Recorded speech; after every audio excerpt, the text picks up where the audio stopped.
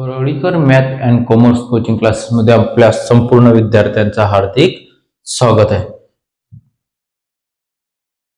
बघा विद्यार्थी मित्रांनो, मला माहिती आहे की तुम्हाला अकाउंट हे खूप कठीण जाते, त्यामुळे आपण बघा बेसिक शिकत आहे।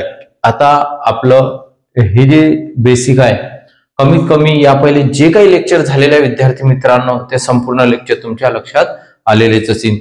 सेम हे लेक्चर आपलं 8 नंबरचं लेक्चर आहे बहुतेक, बघून घ्या तुम्ही। त्यानंतर त्याच्यावरती लिहून डिस्क्रिप्शन मध्ये दिलेलंच आहे किंवा किती नंबरचं लेक्चर वगैरे। तुम्हाला काही अर्जंट काम पडलं म्हणजे की नाही समजलं म्हणून सर, तर मला तुम्ही कॉल करू शकता, मेसेज करू शकता, कमेंट्स मध्ये सांगू शकता।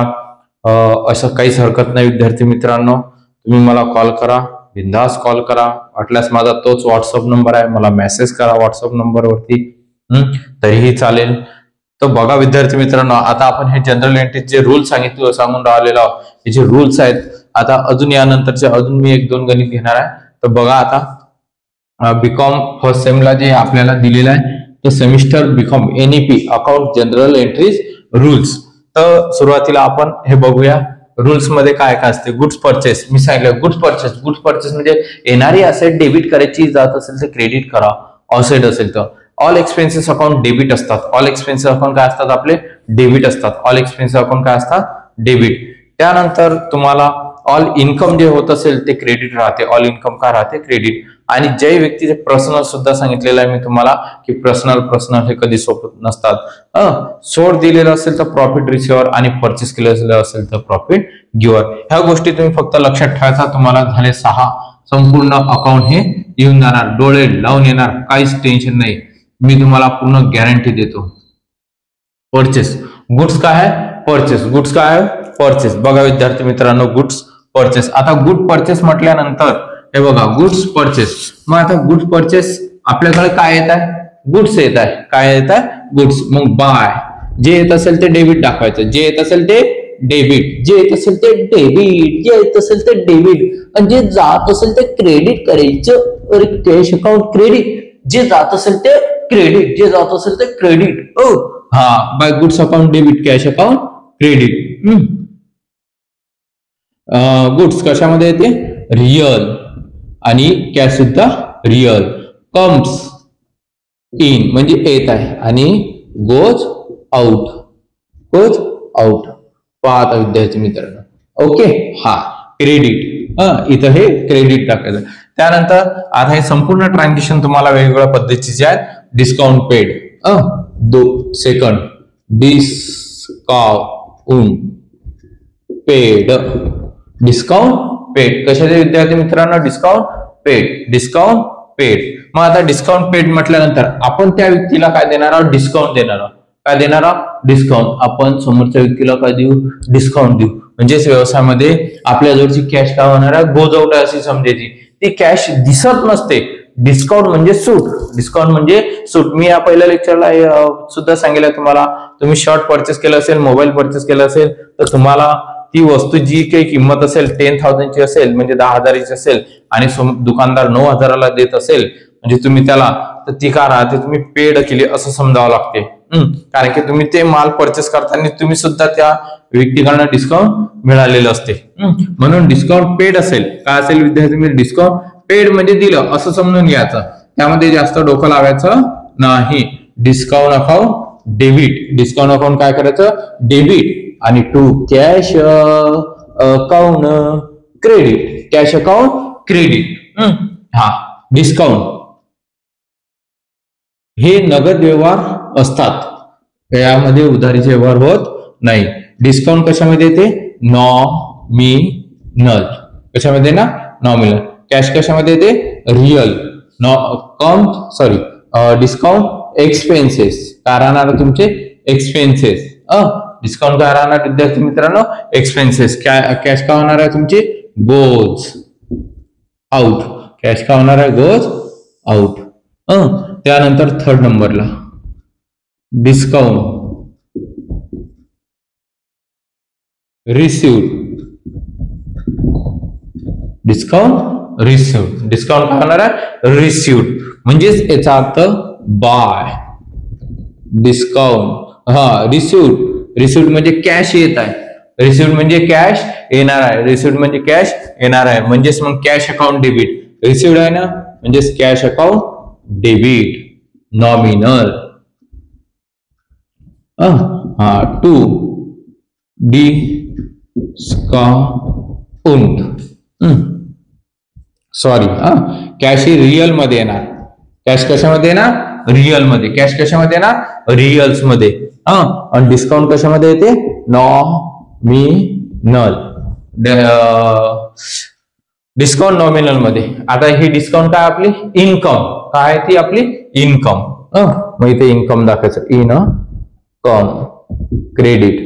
आणि कॅश काय होणार आहे? तुमची कॅश कम्स इन म्हणजे comes in. Comes in debit.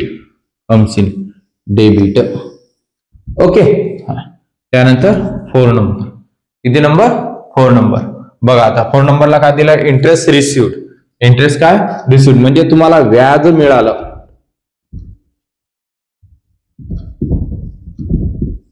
काय मिळालं विद्यार्थी मित्रांनो? व्याज. काय मिळालं आपल्याला? व्याज. इंटरेस्ट रिसिव्ड म्हणजे व्याज मिळालं. हे बघा इंटरेस्ट रिसिव्ड म्हणजे आपल्याकडे काय येणार आहे? कॅश येणार आहे. By cash account debit. Cash account debit. To interest rest account. Cash काय आपली?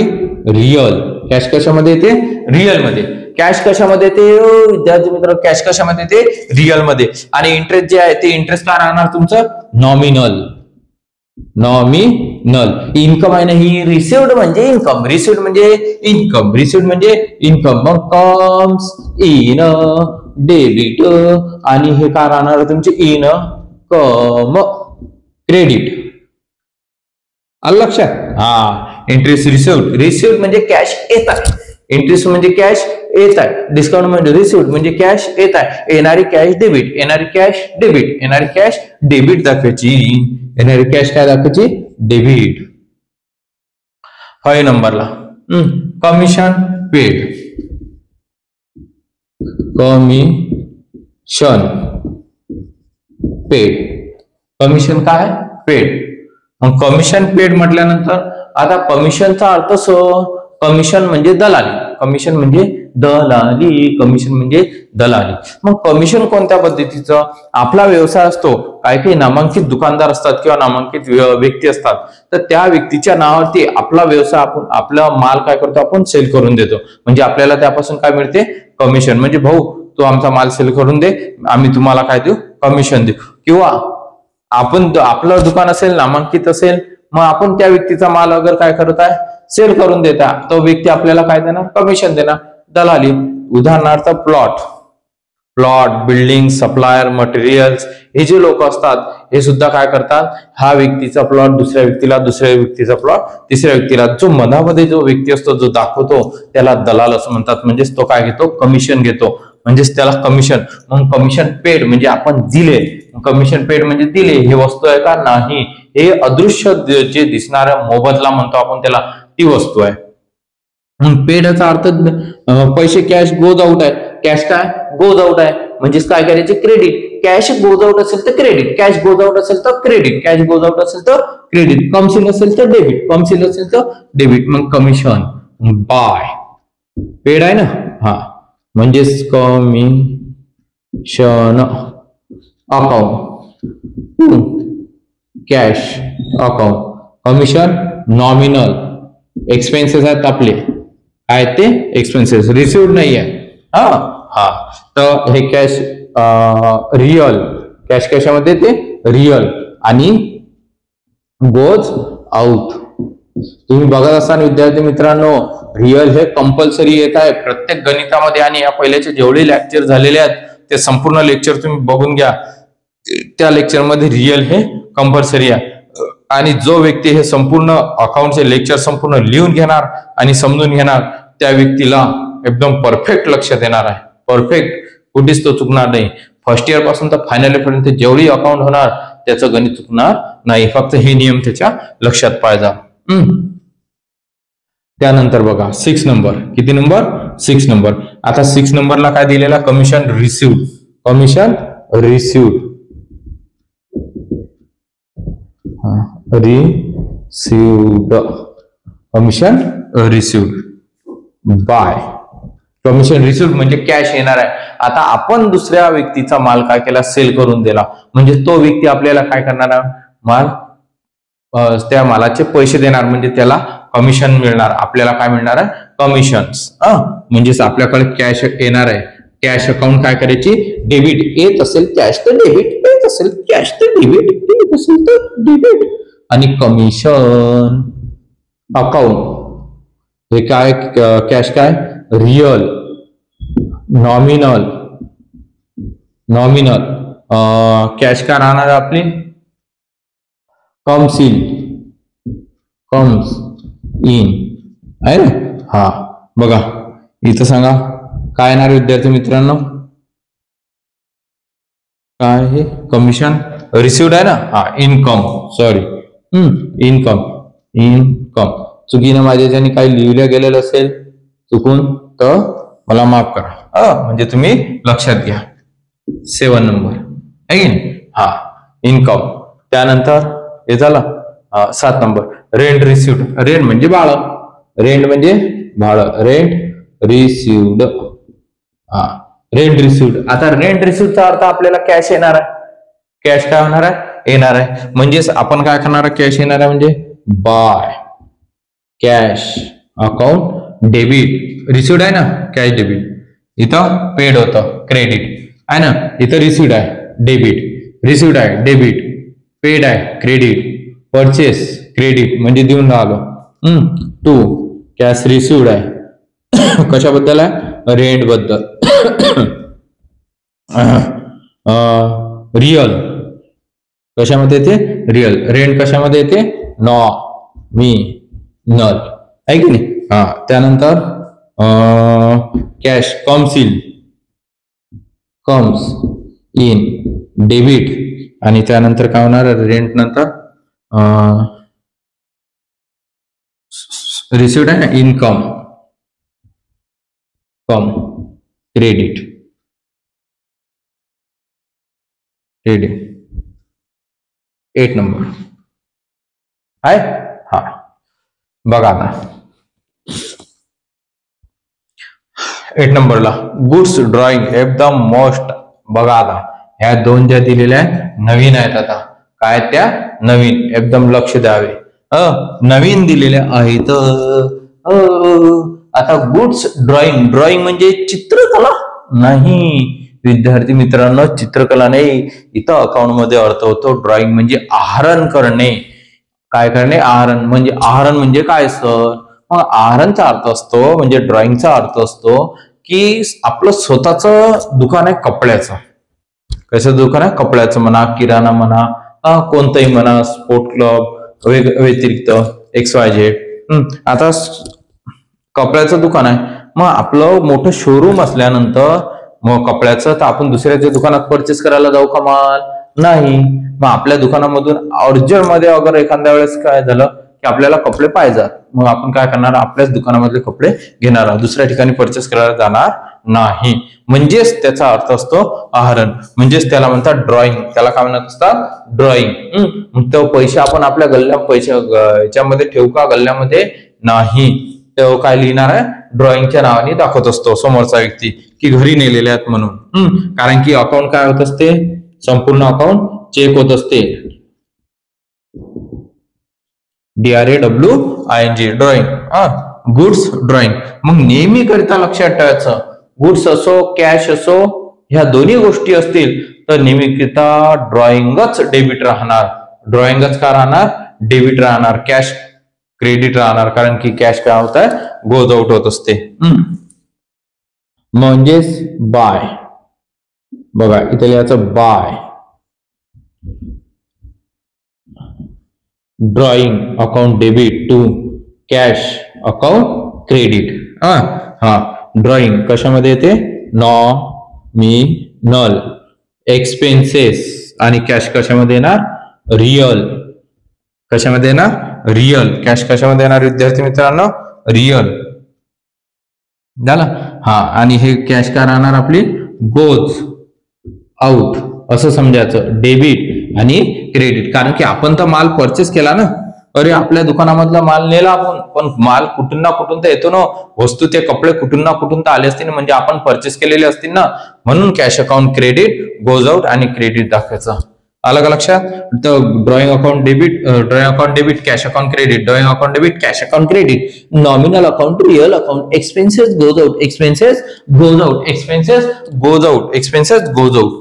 आलं लक्षात. 9 नंबर, किती number, 9 number. Cash drawing, cash drawing, cash drawing.